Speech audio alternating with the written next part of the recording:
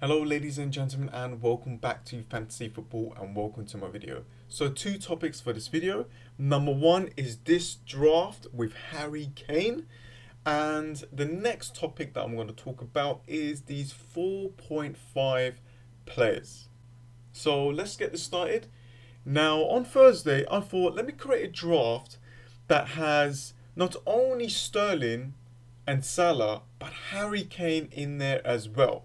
So this is not my team. This is just like an experiment draft, just to see if we can fit all these three premium players in there. And yeah, you can go ahead and copy this if you want. I'm pretty sure that if I spend a little bit more hours, I can make it even better. So Pope 4.5. Now you can change this to Ryan if you want to. I'll put Pope here. I think he might be the main goalkeeper for Burnley, but we'll see what happens in the pre-season. Now I've got two Liverpool players here. So backline of Van Dijk and Trent Alexander-Arnold. So pretty strong there. Lucas Digne from Everton. This Everton team is looking really good, and these fixtures as well are incredible. Next up is Zinchenko. Now that we're finding out that Delph is moving from Manchester City to Everton, this gives him a higher chance to nail on that left back position. Obviously with pre-season we need to still wait and see if he can do that. But if he does, then this guy is going to be in a lot of people's teams. Next up, we got Jorginho, 0.5 from Chelsea. Now that Hazard is left the Chelsea team, he should be the one that taking the penalties. Now, obviously, in the pre-season, things might change. They might rotate a few players around taking them. So we need to make sure that he's still on them. And if he is, then 0.5 is actually not too bad. Now, having Kane, Sterling and Salah in your team, you have to make a sacrifice. And I made a massive sacrifice here to get in a player like him that actually might give us some kind of points. Perez is here from Leicester City. I think this Leicester City team is looking really good. Sterling, Salah, Joshua King and Harry Kane. So we all know about Harry Kane. We all know what he can do. Now, my plans for Harry Kane is just to wait and see. Now, if I do use my wild card after game week 4, so for game week 5, there's a high chance that he might be in my team. This will give me a lot of information about like other teams as well and other players. And this is what we do. We wait and see if we can find these cheaper options that could get us a lot of points so we can create an incredible team throughout the year. So that's what I'm going to do. I'm going to go without Harry Kane. I'm going to create a decent team all around. And I'm going to just wait and see what happens throughout the weeks. So this was the Harry Kane draft. I'm pretty sure if I spent a little bit more hours, I can make it even better. There's a few players that we just need to watch out for, like this left back position for this Manchester City team. Jorginho, if he's going to be taking the penalties, and who's going to be the main goalkeeper for Burnley. But overall, it's actually a really decent team.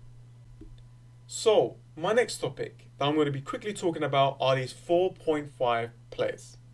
Now, this is interesting because this is definitely going to help you out with the formation that you're going to go with and help you out with the substitute bench. So, let's have a look at these forward positions that are really cheap. And as you can see, there aren't many good options. And I doubt any of these players will actually play. Obviously, we still need to see the pre-season to see if any of these will start in the starting 11. But I doubt it. And I've seen a lot of FPL managers are trying to use like the 4-5-1. Just be careful. Because if you add these cheap strikers in your team, and you're going to be getting these players that is not going to be helping you out at all. Unless you are wildcarding early and you planned it out, then it's fine.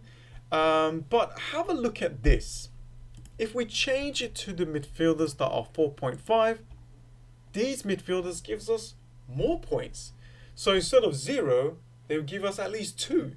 So 69, 65, this was the last season numbers, 55. But this is the interesting bit. The defenders, if we go to 4.5, we're looking at 95, 93, 91. These are higher points than the midfielders, than the strikers. So for me, I would rather have cheaper defenders than strikers, to be honest with you. I would rather have at least one cheap striker that doesn't play than at least have one or two substitutes that might help me out throughout the game weeks. And these 4.0s like Kelly, Gibson, all these other players here, that if we see them playing in the preseason and we think they're going to be nailed on, these players, even though they're in the subs, they will definitely will help us out a lot.